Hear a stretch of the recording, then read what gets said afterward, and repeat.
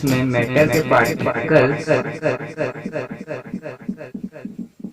के बीच में सच्चा प्यार, ये एक दूसरे के चलते जान भी दे सकते हैं।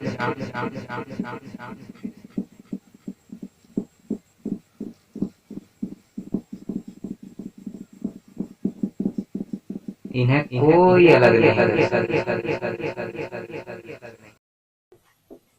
दो दिल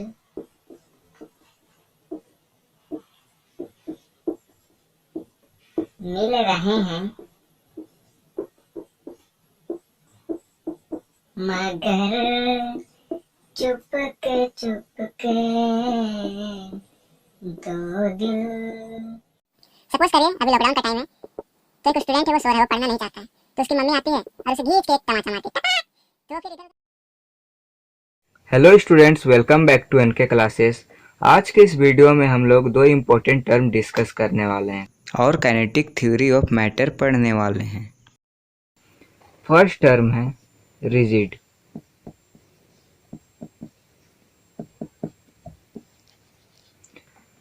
रिजिड हम लोग उन सारे सब्सटेंसेस को बोल सकते हैं जो कि इनफ्लेक्सिबल हो।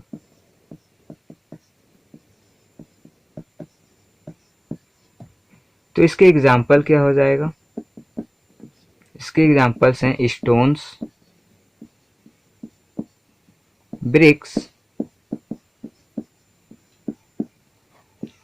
Rubik cube, etcetera. अब जो सेकेंड इंपॉर्टेंट पॉइंट है वो है फ्लूइड। फ्लूइड हम लोग उस सारे मटेरियल को बोल सकते हैं जो इजीली फ्लो कर सके,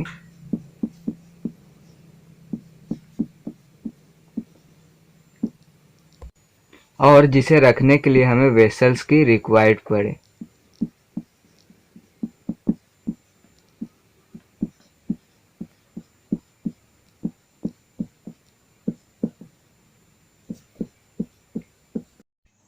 इसका एग्जाम्पल है वाटर, ऑयल, एक्सेट्रा। हम लोग नेक्स्ट टॉपिक पढ़ने वाले हैं वो है काइनेटिक थ्योरी ऑफ मैटर्स। ये थ्योरी बहुत ही इम्पोर्टेंट है और इस थ्योरी से रिलेटेड एग्जाम में क्वेश्चन आते रहता हूँ। मैं पहले आप लोगों को यह थ्योरी समझाऊंगा और इससे रिलेटेड एक क्वेश्चन करवाऊंगा जो कि बहुत ही इम्पोर्टेंट है। According to kinetic theory,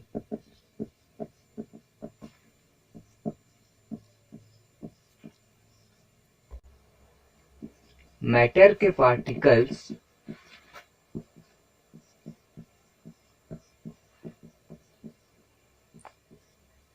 continuously motion में रहते हैं, जिसके कारण वो काइनेटिक एनर्जी पोजेस करते हैं। अब आप लोग सोच रहे होंगे कि जब कंटिन्यूअसली मूव करते हैं तो काइनेटिक एनर्जी कैसे पोजेस करते हैं? तो इससे को हम लोग काइनेटिक एनर्जी के फॉर्मूले से देख सकते हैं। तो काइनेटिक एनर्जी का फॉर्मूला होता है हाफ mv²। मैंने आप लोगों को प्रीवियस लेक्चर में भी बताया था। इसमें m होता है मास, v होता है स्पीड और हाफ यहाँ कांस्टेंट है। तो जब मैटर कंटिन्यूअसली मूव करेगा तो उसका मास तो कांस्टेंट है, लेकिन स्पीड चेंज होगा। स्पीड या तो कम हो सकता है या ज्यादा हो सकता है। तो हम लोग बोल सकते हैं काइनेटिक एनर्जी जो है वो डायरेक्टली डिपेंड कर रहा है v² पे। तो जब स्पीड बढ़ेगा तो काइनेटिक एनर्जी भी बढ़ेगा, और जब स्पीड घटेगी तो काइनेटिक एनर्जी भी घटेगी। अब हम लोग इंटर पार्टिकल फोर्स के बारे में पढ़ने वाले हैं। तो आप लोगों को नाम से ही पता चल गया होगा, इंटर पार्टिकल्स मतलब पार्टिकल्स के बीच में जो फोर्स एग्जिस्ट करता है उसको हम लोग इंटर पार्टिकल फोर्स बोलते हैं। तो जो मैटर के पार्टिकल्स हैं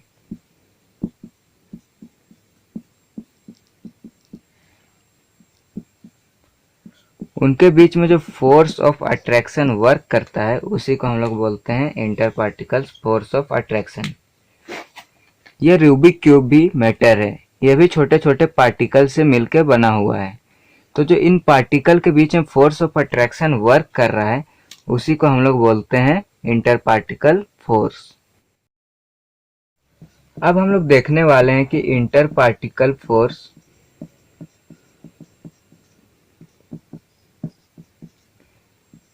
कब मैक्सिमम होता है और कब मिनिमम होता है। जब मैटर के पार्टिकल्स के बीच में जो डिस्टेंस है वो मिनिमम हो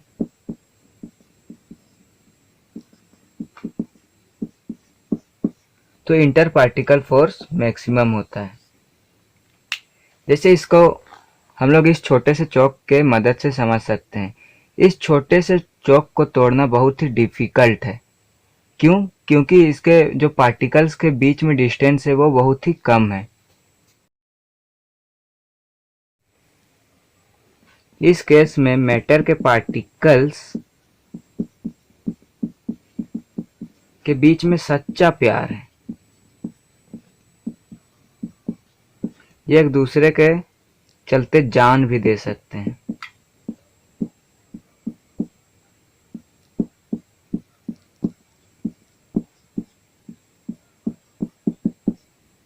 इन्हें कोई अलग नहीं कर सकता।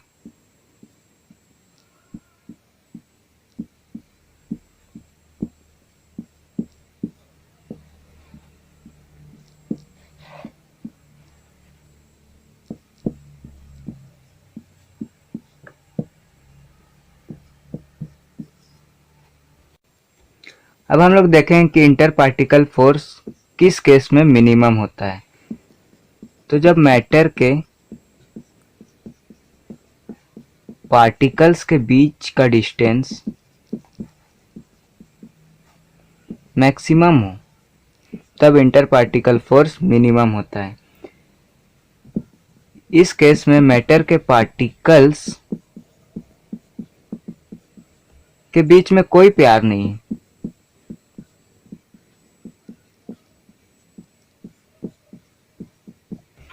ये कभी भी एक दूसरे का साथ छोड़ सकते हैं।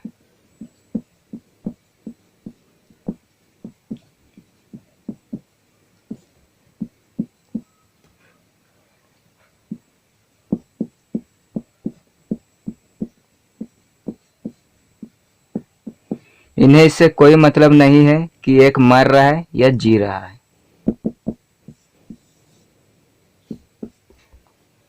रुको। इस केस में दोनों अपने अपने लाइफ में मस्त हैं। तो हम लोग देख सकते हैं इंटर पार्टिकल फोर्स मैटर के पार्टिकल के बीच के डिस्टेंस पे डिपेंड कर रहा है। जब डिस्टेंस मिनिमम होता है तो इंटर पार्टिकल फोर्स मैक्सिमम होता है, और जब डिस्टेंस मैक्सिमम होता है तो इंटर पार्टिकल फोर्स मिनिमम होता है। तो हम लोग बोल सकते हैं inter particle force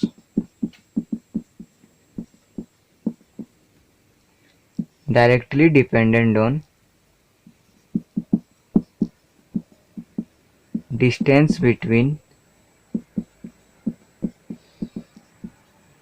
particles of matter। यह पॉइंट बहुत ही इंपॉर्टेंट पॉइंट है। अब हम लोग देखने वाले हैं हम लोग काइनेटिक एनर्जी ऑफ पार्टिकल्स को कैसे चेंज कर सकते हैं।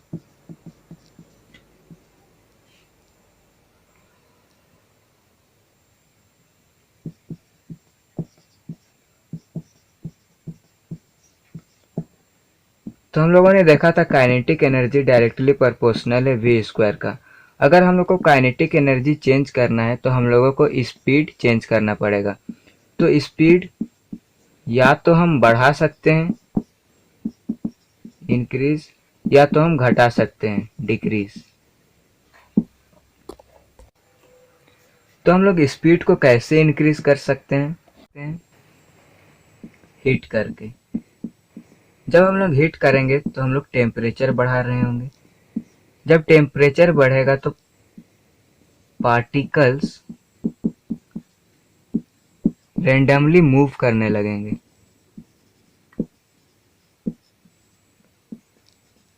जिसके कारण उसका स्पीड इंक्रीज हो जाएगा, और जब स्पीड इंक्रीज हो जाएगा तो काइनेटिक एनर्जी भी इंक्रीज हो जाएगा। सपोज करिए अभी लॉकडाउन का टाइम है, तो एक स्टूडेंट है, वो सो रहा है, वो पढ़ना नहीं चाहता है, तो उसकी मम्मी आती है और उसे घींच के एक तमाचा मारती है, टपा।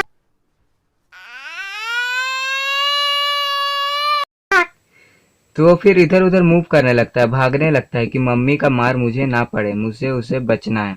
तो जब ये मूव करने लगता है तो इसका स्पीड बढ़ जाता है, क्योंकि इसे टेम्परेचर हिट जो पड़ा है मम्मी के हाथों से। तो जब स्पीड बढ़ गया तो काइनेटिक एनर्जी ऑटोमेटिकली बढ़ जाता है। अब हम लोग देखेंगे कि हम लोग पार्टिकल्स की स्पीड को कैसे डिक्रीज कर सकते हैं। तो पार्टिकल्स की स्पीड को हम लोग डिक्रीज कर सकते हैं कूल करके। जब हम लोग इसे कूल करेंगे मतलब हम लोग इसका टेम्परेचर लो कर रहे हैं। जब टेम्परेचर लो होगा तो जो मैटर के पार्टिकल्स हैं उनका मोशन स्लो डाउन हो जाएगा। जब मोशन स्लो डाउन हो जाएगा मतलब उसका स्पीड स्लो डाउन हो जाएगा। जब स्पीड स्लो डाउन हो जाएगा तो उनका काइनेटिक एनर्जी भी स्लो डाउन हो जाएगा।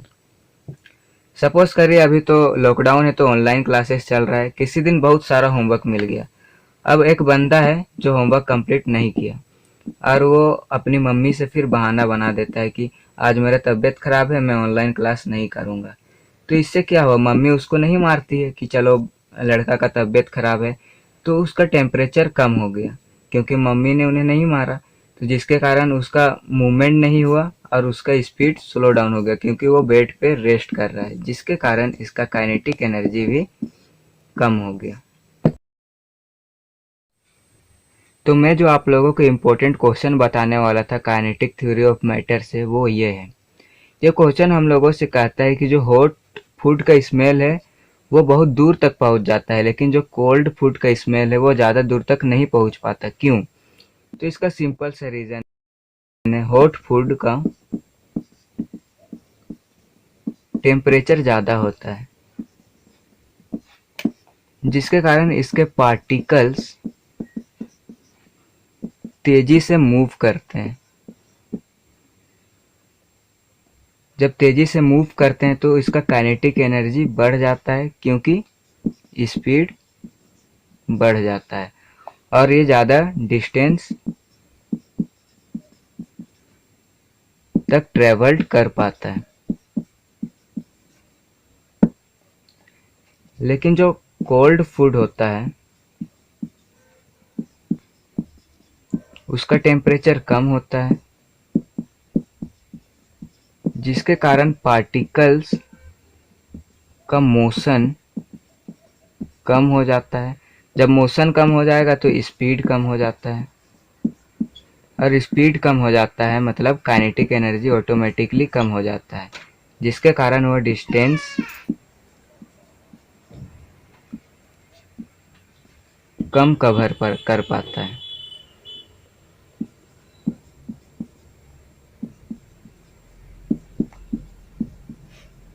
प्रीवियस लेक्चर में मैं आप लोगों को एक ट्रिक बताना भूल गया था, जो कि है characteristic of particles of matter को याद करने का। इसको हम लोग एक गाने के लाइन से याद कर सकते हैं। तो जो गाने का लाइन है वो है, दो दिल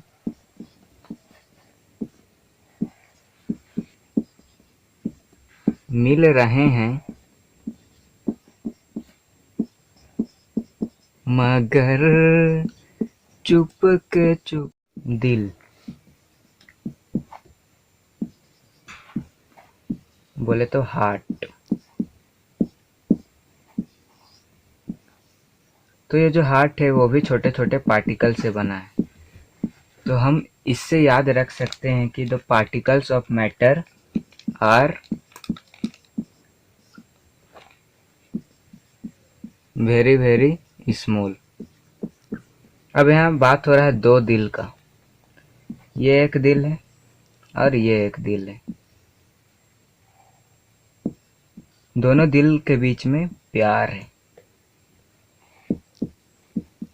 मतलब अट्रैक्शन है। तो हम लोग इस पॉइंट से याद रख सकते हैं कि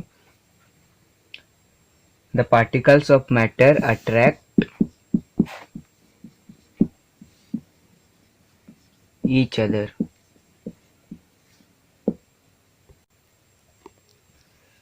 जो हार्ट है वो हमेशा धड़कता रहता है, अगर ये नहीं धड़केगा तो हम मर जाएंगे। मतलब ये कॉन्स्टेंटली मूव करता है। और दो दिल के बीच में डिस्टेंस है, तो हम लोग इसमें बोल सकते हैं कि जो पार्टिकल्स के मैटर है उसके बीच में स्पेस प्रेजेंट है। तो मैं आप लोगों को फिर से एक बार शॉर्ट में बता देता हूँ। यहाँ दिल जो है वो छोटे छोटे पार्टिकल से मिलकर बना है, इसीलिए हम लोग यह कैरेक्टरिस्टिक याद कर सकते हैं कि the particles of matter are very very small. दो दिल एक दूसरे को अट्रैक्ट करते हैं, तो इससे हम लोग याद रख सकते हैं कि the particles of matter attract each other. और दो दिल के बीच में गैप है और डिस्टेंस भी है, तो इससे हम लोग याद रख सकते हैं कि the particles of matter have space between them. और जो फोर्थ कैरेक्टरिस्टिक है कि जो हार्ट है वो हमेशा बीट करते रहता है, धड़कता रहता है, इसीलिए the particles of matter are constantly moving. I hope आप लोगों को यह टॉपिक समझ में आ गया होगा। अगर आपको इस टॉपिक से रिलेटेड किसी भी तरह का डाउट है तो आप मुझसे कमेंट सेक्शन में पूछ सकते हैं।